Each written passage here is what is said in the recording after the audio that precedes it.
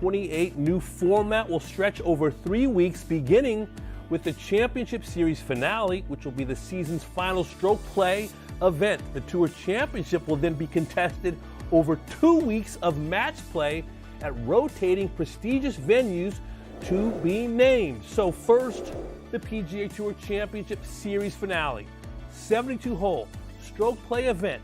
90 players in the field. Participation required to earn the season-long title, season bonus, and to compete in the Tour Championship. And then at the conclusion of the event, the number one finisher on the season-long points list is determined. The event winner is determined.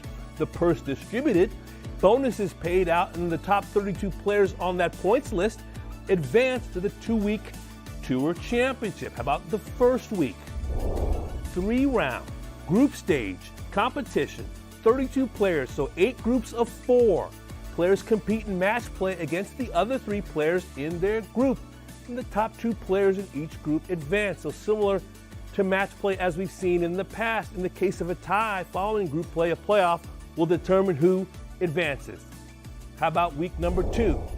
4-round match play competition. 16 players remaining, and they will compete in all 4 rounds, and the players advance through the bracket based on their win-loss record. The final 2 undefeated players will compete to determine the Tour champion, and the player record across all 4 rounds will determine the final championship standings.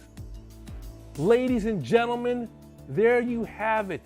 A new structure for 2028. Your thoughts? Are you optimistic on what is ahead? I love the idea that someone at home is going to rewind this and listen to that spiel a couple of times. That was a lot of paper. That was a lot of reading, a lot of paper. You did a fantastic job. I was following along, making sure I understood. There's a lot there to digest, but the one part that I love the most about this, and I've referred to this as sort of the whiteboard exercise since the beginning. If I gave you a blank piece of paper and I told you that, hey man, let's start over. If you could make the best tour you possibly could, go to the best venues with the best fields, best time of year, what would it look like? And this is a big part of that. We can all agree that the playoffs over the last 2 decades, they have sort of come and gone. They've ebbed and flowed. They've had importance. They've kind of been dismissed by players. If you're Brian Rolapp and the Future Competitions Committee, when you sat down, you tried to come up with something that was compelling, both to the players, to the TV partners, to the media, to the fans. I think they touched on all the right places. Yeah. Because first and foremost, the fans want match play.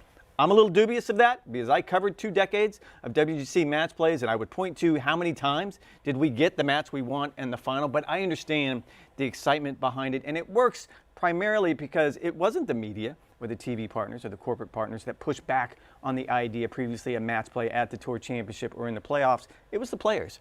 They did not like the idea that we play 72 holes of stroke play all season long to get to this point, and then to decide our big champion, we're going to mix it up. Now, Brian Rolapp has found a way around that. We're going to crown that champion at the finale that you just talked about, and then we're going to go to this match play situation over the course of 2 weeks. I think it could be interesting, compelling, and then we can talk about the venues. I love this idea, period.